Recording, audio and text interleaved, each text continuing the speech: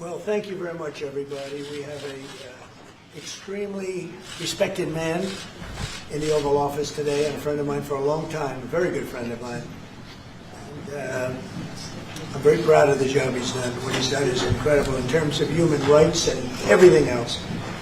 And he's the Crown Prince, the future king, and I just want to pay my greatest respect to your father, King, who is an amazing man. I met him early on. He greeted me at the airport at an age that was pretty high up there, and it was about 117 degrees, and he was standing on the red carpet as I came out of the plane, and he's amazing. And when I met his brilliant son, it was at the Oval Office.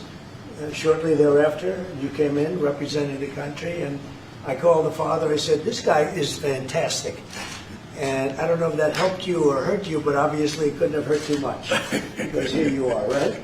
But we had a great meeting, and the office has changed quite a bit, and we inherited a mess. You actually told me you thought the country was in big trouble. I'm not going to use the exact word that you used. I refuse to say that you thought our country was dead a year and a half, 2 years ago, but our country was in trouble, and now we have the hottest country in the world. You said that also. And we do. We have the United States is right now the hottest country in the world. And between the tariffs and the election, November 5th election, we've done things that nobody can believe. $21 trillion will be the amount invested in the United States or committed to invest in 1 year. So I'm here 9 months, and we're up to almost $18 trillion. Biden, as an example, the Biden administration, if you call it that, it's not to me, it was the Biden lack of administration. They were less than $1 trillion for 4 years. We're going to be $21 trillion for 1 year.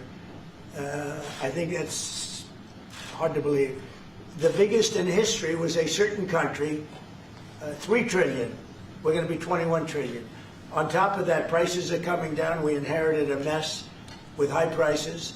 The worst inflation in the history of our country. We had inflation that was a single full 4 years, the worst inflation in the history of the United States. The gas prices through the roof, and that's after destroying our petroleum reserve, which was meant for wars and big emergencies, not to try and win an election.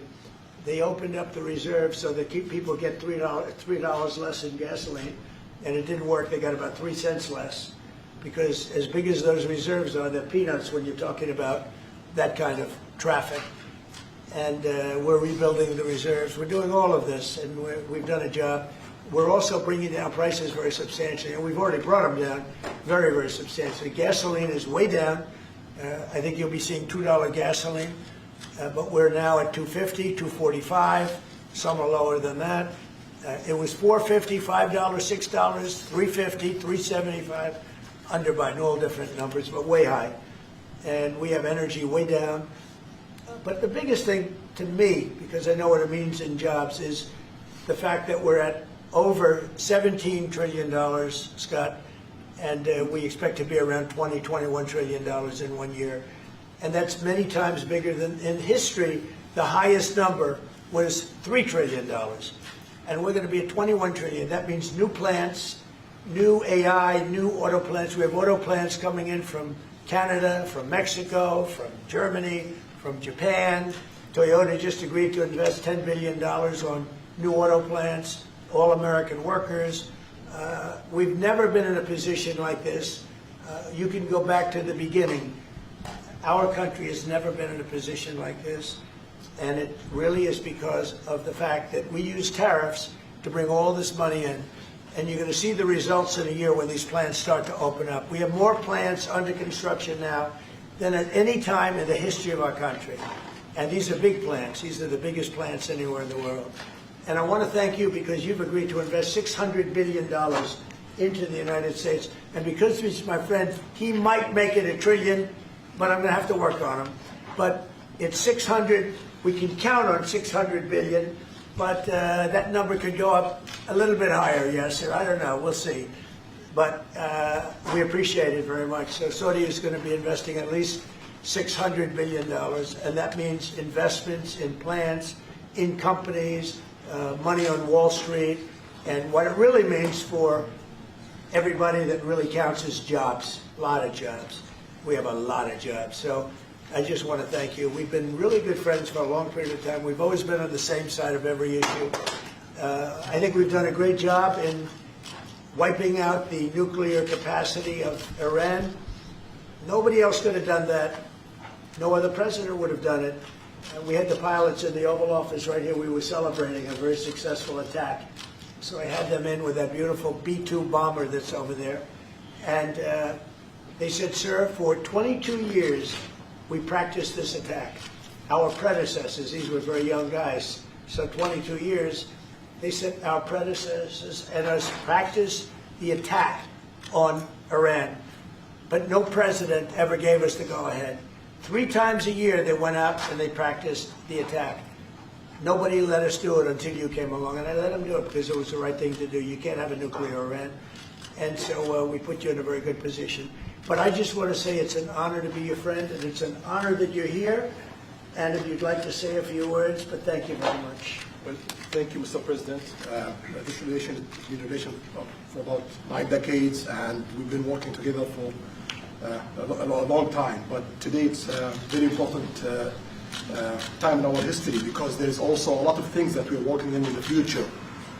We believe in the future of the rest of America. We believe in what you're doing, Mr. President, is really creating a lot of good things and good foundation to create more economic growth, more business in America, and it will also your work for the world peace. I believe, Mr. President, today and tomorrow we're going to announce that we are going to increase that $600 billion to almost $1 trillion of investment, real investment and real opportunity by details in many areas. And the agreement that we are signing today in many areas in technology, in AI, in air materials, magnet, etc., that will create a lot of investment opportunities. So you are doing that now. You're saying to me now that the $600 billion will be $1 trillion. Definitely, because what we are signing to facilitate that, and I like that very much. No, that's great. I appreciate that. That's great. We're doing numbers that nobody's ever done. And in all fairness, if you didn't see potential in the U.S., you wouldn't be doing it. Definitely. You don't want to lose money. As you said, Mr. President, it's the most hottest country in the planet. But what you're creating is not about opportunity today. It's about also long-term opportunity in the rest of America that will affect American economy positively in the next coming decades, preparing the right foundation of emerging technologies. That's a game changer for America in a good way, and we want to be part of it. Yeah, we're doing really well. And this, you don't see what we're doing so much because we have, although the construction industry sees it. If you look at Caterpillar, who's been incredible, the tractors, everything else, the numbers that we're doing in construction are unbelievable.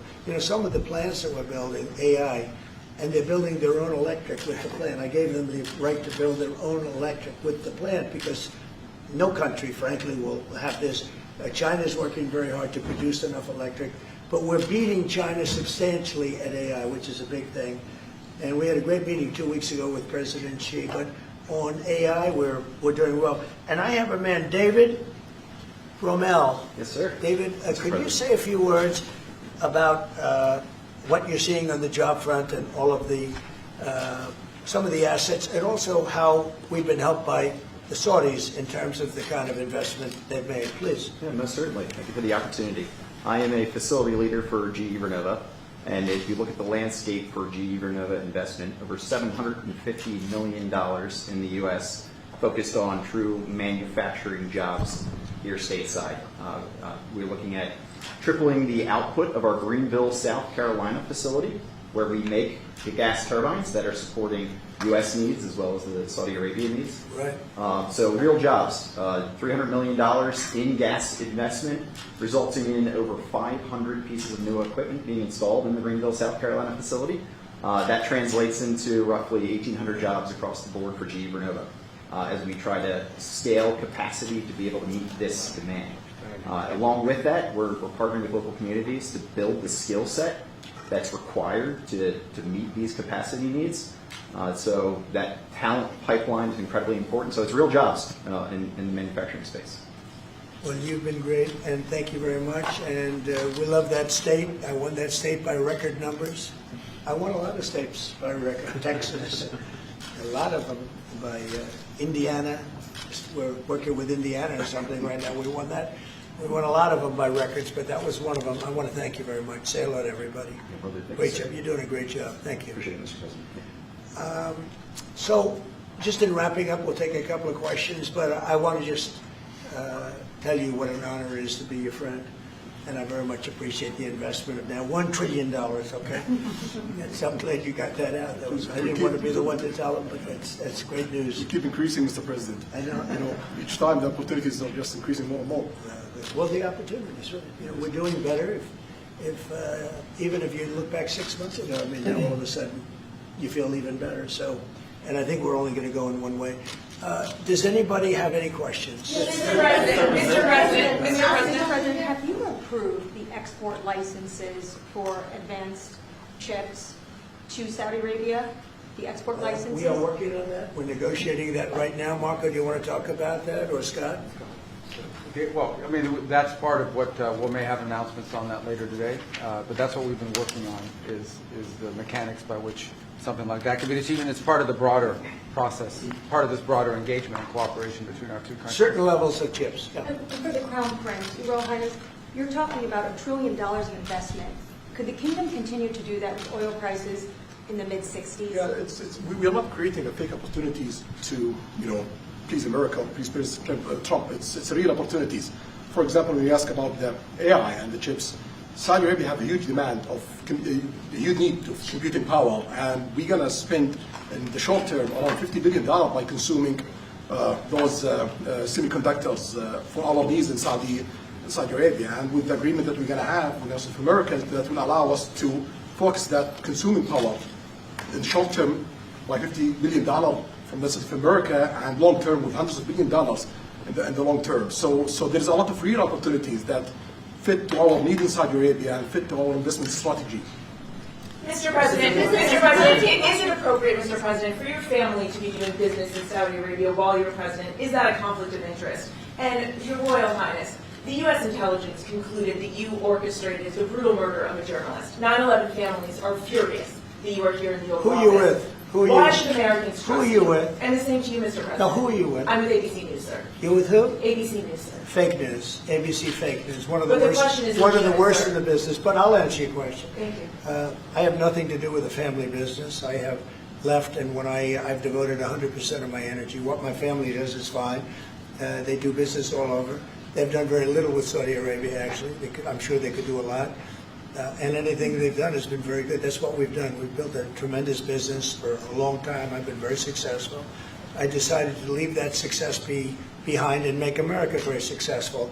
And I've made America more successful by far than it ever was, and that it ever could have been, no matter who was president. There would be nobody bringing in $21 trillion, that I can tell you right now. As far as this gentleman is concerned, he's done a phenomenal job. You're mentioning somebody that was extremely controversial. A lot of people didn't like that gentleman that you're talking about. Whether you like him or didn't like him, things happen. But he knew nothing about it, and we can leave it at that. You don't have to embarrass our guest by asking a question like that. Just ask Mr. President, you allow me to answer.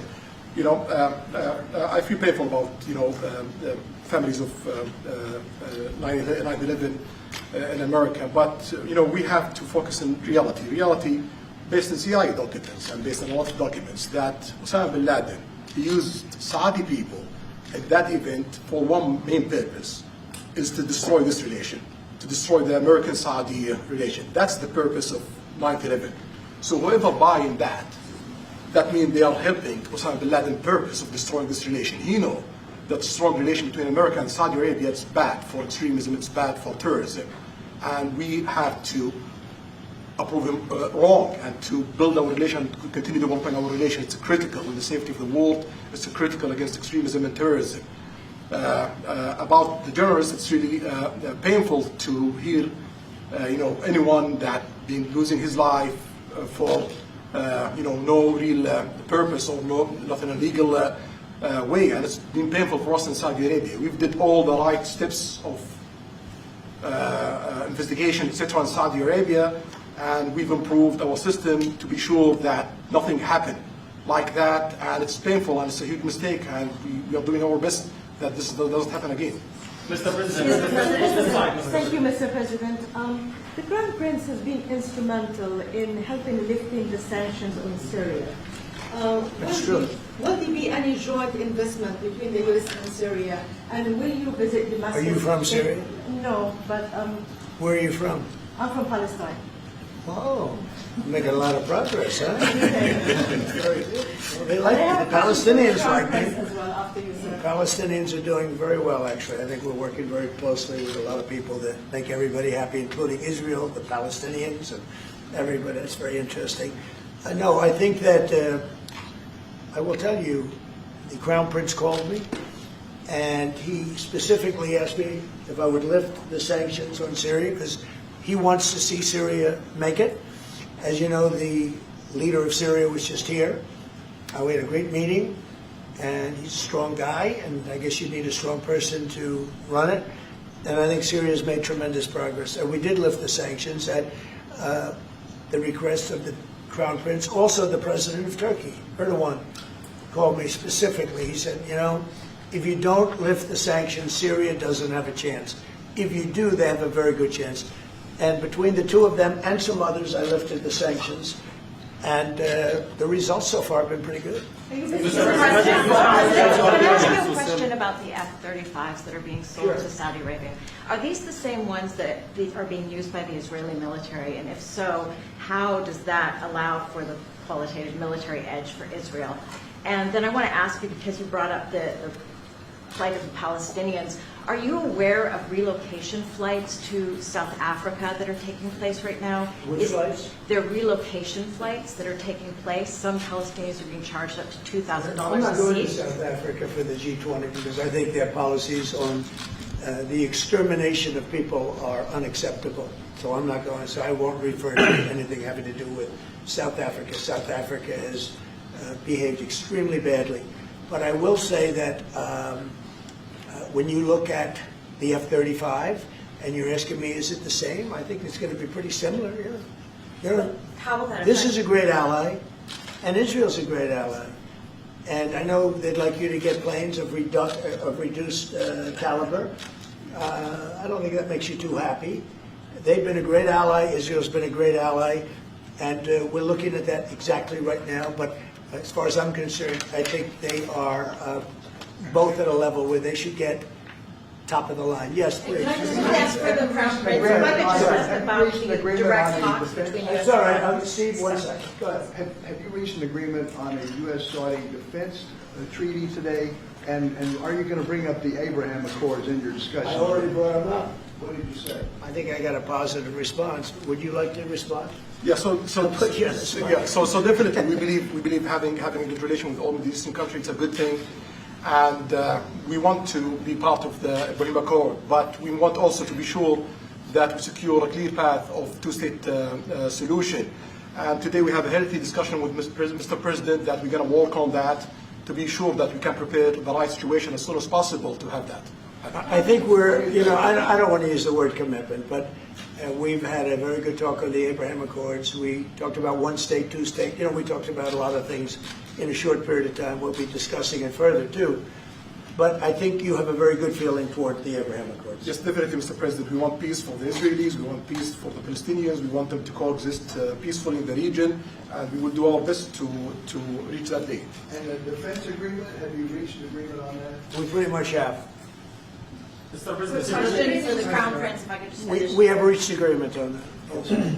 I wanted to ask you about the direct talks between the United States and Iran. Have you been fully briefed on that, and are you concerned at all about how this might impact Saudi security interests? When we are close ally, we'll be working closely together on that issue, and we will do our best to help to reach a deal between the rest of America and Iran. And we believe it's good for Iran's future to have a good deal that will satisfy the region and the world and the rest of America. So we will do our best to see that day happen. And by the way, Iran does want to make a deal. I can say I think they very badly want to make a deal. I am totally open to it, and we're talking to them, and we start a process. But it would be a nice thing to have a deal with Iran, and We could have done it before the war, but that didn't work out. And something will happen there, I think. But they would very much like, I mean, they may say something else, but they would very much like to have a deal. Mr. President, Yeah, you are going to sell Couldn't move quicker. F-35 Say jets. it. You said you are planning to sell the F-35 jets to Saudi Arabia. Yeah. Is it part of the security agreement? And how you assess the defense partnership between Saudi Arabia and the United States? And the question for Well, I just said it, though. I mean, we're going to sell them F-35s. That's the only big question. Is it part of the security agreement or no? No, we're going to have a deal. They're going to purchase F-35s. They're buying them from Lockheed, and it's a great plane. We make, by the way, the best military equipment. You saw that during the Iran little skirmish. We make the best planes, the best missiles. We make the best defensive missiles. We make the best military equipment in the world. Nice. For His Royal Highness, I'd like to ask you about how you see the cooperation between the United States and Saudi Arabia in the advanced technological field, especially AI, and how it will support Saudi Arabia to serve its goal to achieve the vision of 2030. Well, I will try to answer that in short, but definitely there's a lot of interest in many industries between Saudi Arabia and America, and we are signing a lot of agreements in different areas that will really add value to American economy, but also will add value to us in Saudi Arabia. And AI, it's critical for us because one of long-term problems that we could have is lack of workforce. As you've seen in the past few years, some of them have reached 30% of the global migration to Saudi Arabia. So we know that to assure the Saudi Arabia GDP growing, with the lack of workforce that we have, we need to use a lot of computing power to replace job in the long term. So that's huge demand in Saudi Arabia, and we want to link it to American private sectors and getting the supply from America. So there's a lot of opportunities in that area. And we're also involved in AI in Saudi Arabia. So we're working, and we're leading by a lot on AI.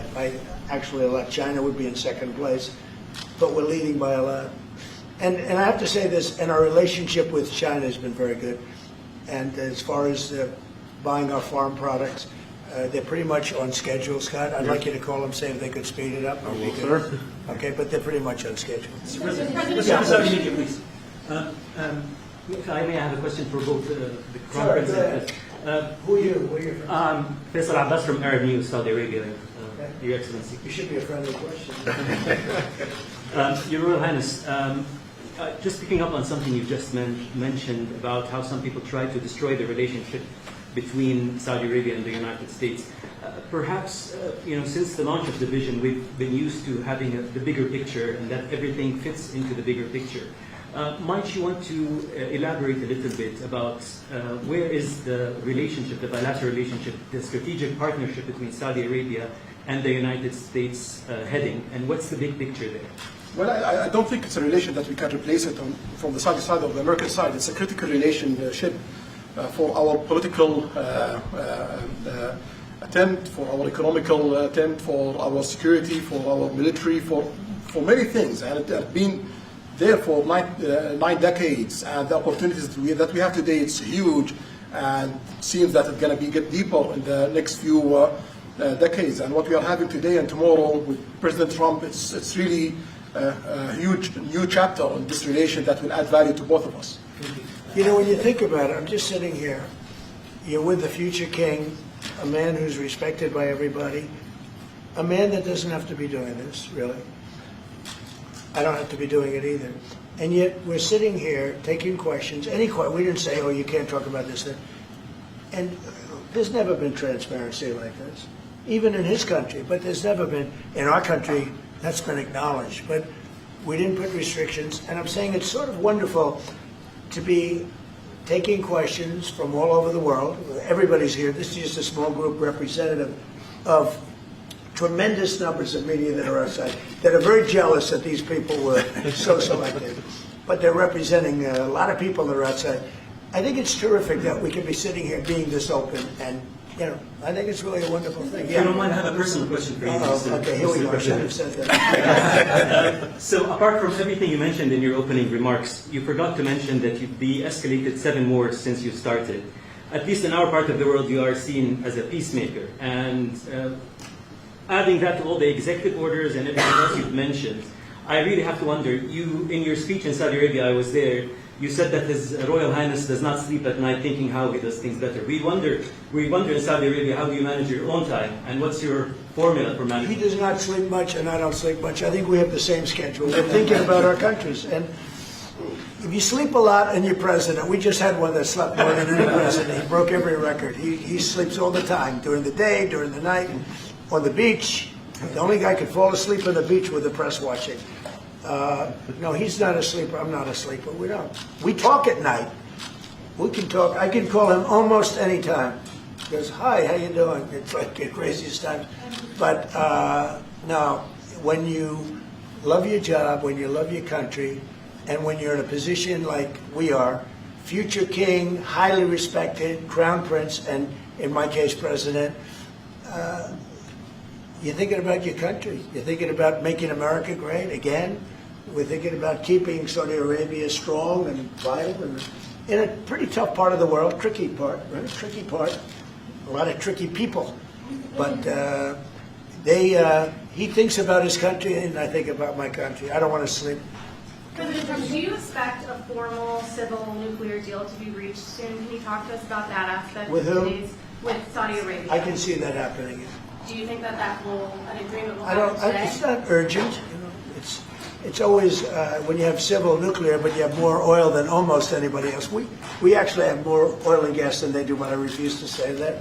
And We have more than. Is it? We have more than anybody. Can you imagine? And on the F-35s, are those sales, Israel had reportedly wanted those sales to be conditioned on Saudi Arabia moving to normalized Israel will be relations. happy. Israel is Is going to that be a happy. condition of the F-35? Israel's sales? aware, and they're going to be very happy. Okay? Yeah, please. Hello. Hi, hello. My name is Amal Hazani from Sharq al-Awsat newspaper, from Riyadh, of course. Yeah, good. I have a question for the Crown Prince and for you, the President.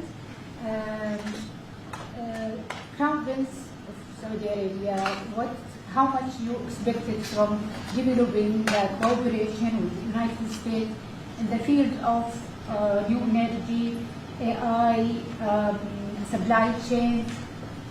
How much you expected from that? No limit. We just continue pushing forward. There's no limit. So we just push forward for all the opportunities that we have. Okay, Mr. President. This is, you have to understand, this is really a great ally. Yeah. Just the fact that they're now doing, I came in here at 6, I did not know that. I was pushing for the 1 trillion, but he didn't tell me that.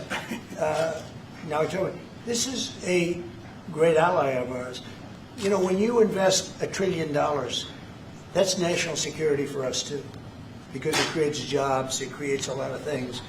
And I would say, Scott, right, when you hear one country is putting $1 trillion into the United States, that creates national security. And, you know, I think that they don't have to say that, but I think a big part of that is also the fact that tariffs are in play.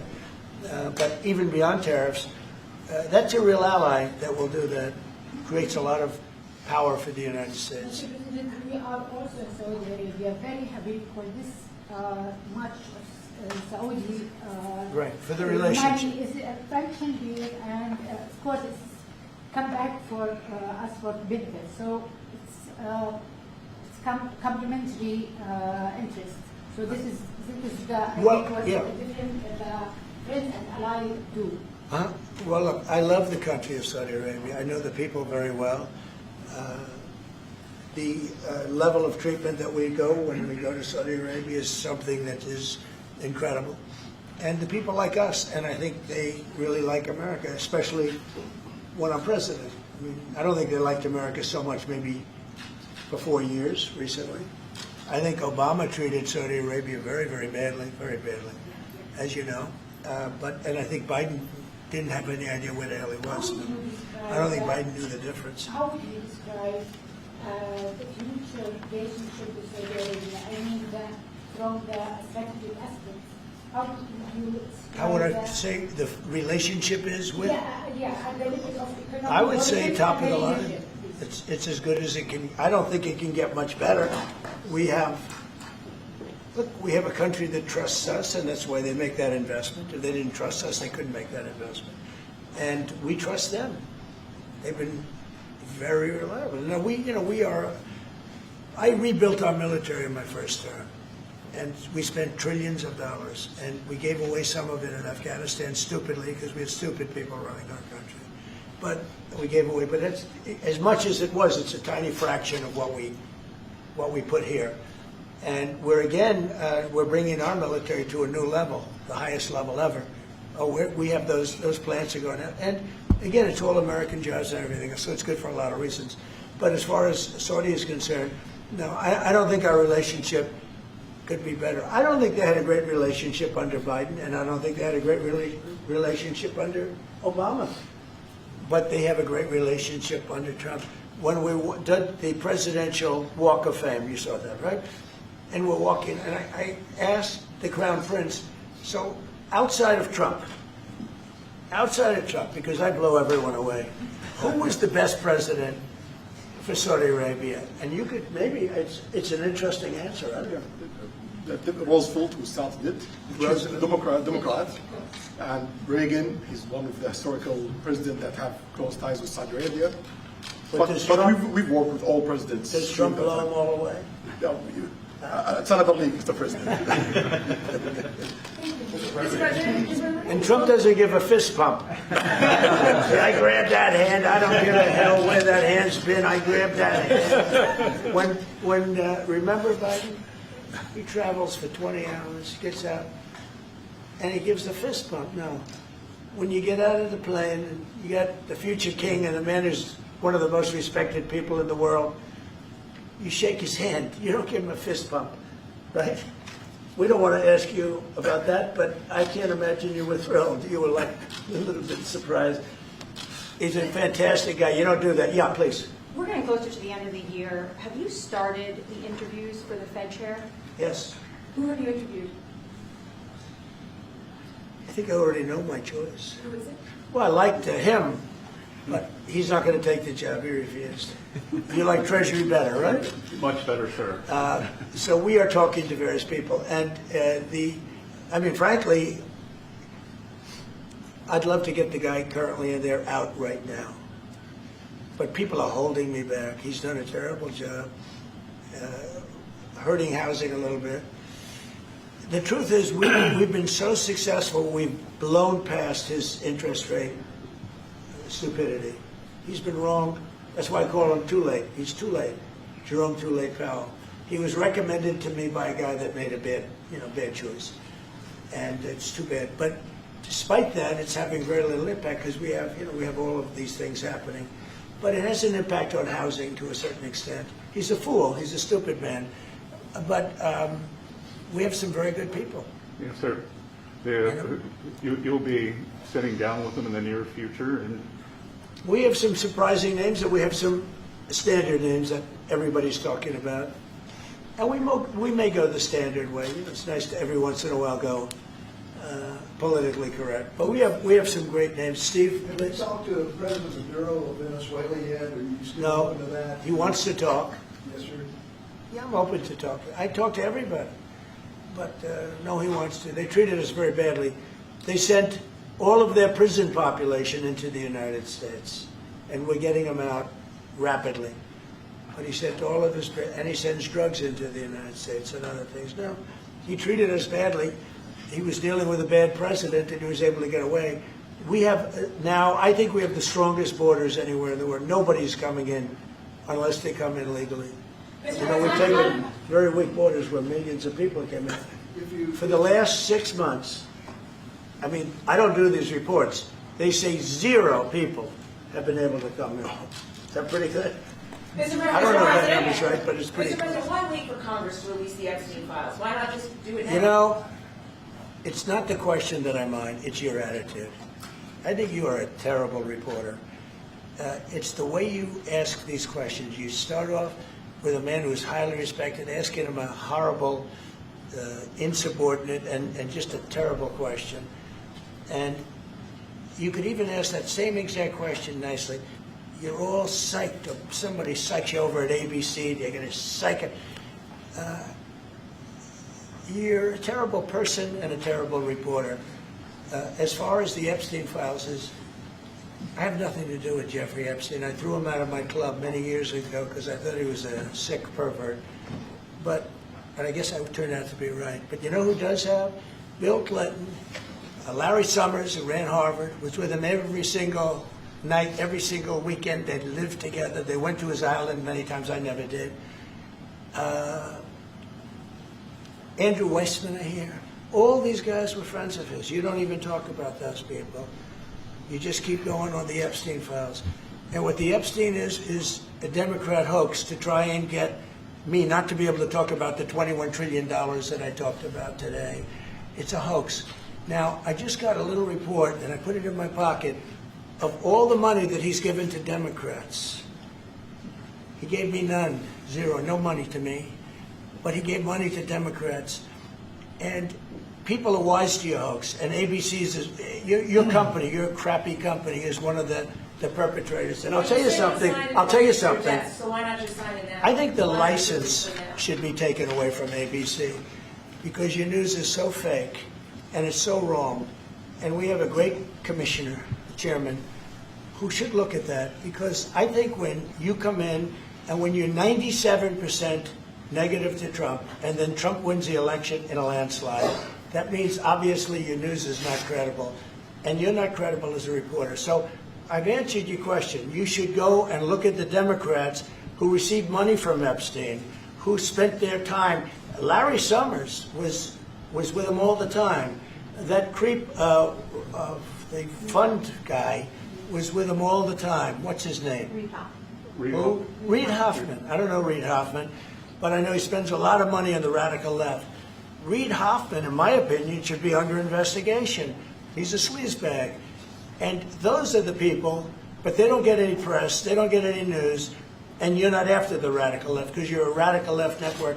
But I think the way you ask a question with the anger and the meanness is terrible. You got to go back and learn how to be a reporter. No more questions from you. Who else has a question? Prince, very quickly, I want to ask you, how much money is Saudi Arabia giving for Gaza reconstruction? Well, we have a discussion about that. Still, there is no amount being It'll be a lot. named, but It'll be a lot. we will definitely help. Yeah, he's going to. It's very important to him.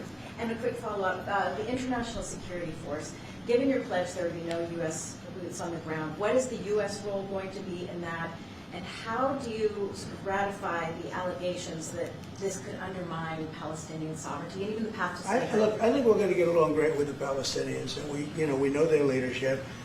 We just had a very, you hate to say war, but it was a war. Very, very successful. And you could say really it was on behalf of everybody. We did that on behalf of everybody. And the outcome was extraordinary because we have the best pilots, the best equipment, the best planes, the best everything. And Israel bought the best equipment. They bought it from us. Everything's from us.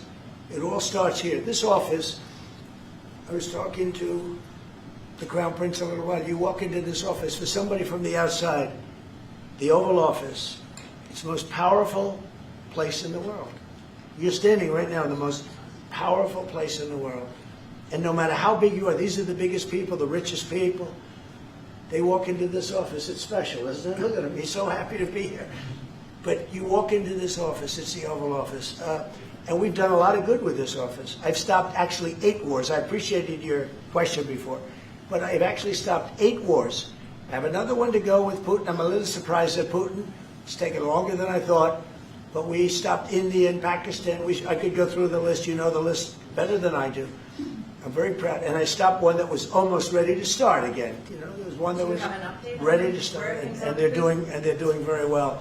So it all took place right here in the Oval Office, whether by telephone or whether they came in. Many of these leaders have come in, and they signed their peace deals right here in the Oval Office. So no matter if it's the biggest business people in the world or the greatest leaders in the world, the biggest leaders in the world, like the gentleman on my right, everybody walks into the Oval Office and they say, wow. And now, by the way, the Oval Office is in the kind of condition that it should be in. Whether you look at the walk or the marble floors or anything down the road, we're fixing the White House and we're building one of the greatest ballrooms ever to be built. We have an event tonight and we're going to have about 118 people because we have a very small room. For 150 years, they've wanted a ballroom, and now you're going to get a great ballroom. And I have to say, I probably made a lot of enemies because in your honor, we're having a dinner tonight, a beautiful dinner tonight, and we have a very small room, right?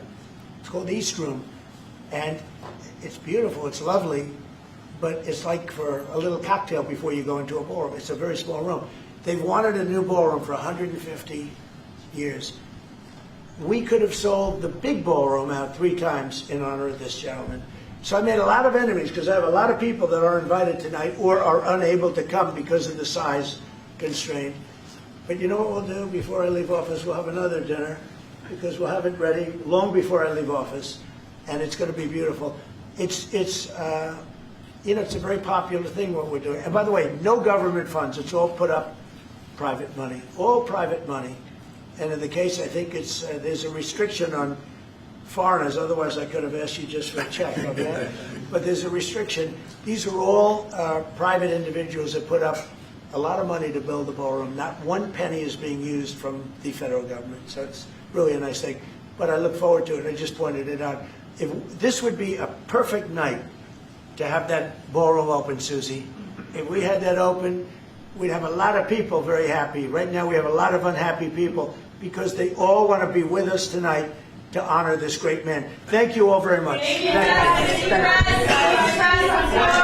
you, President.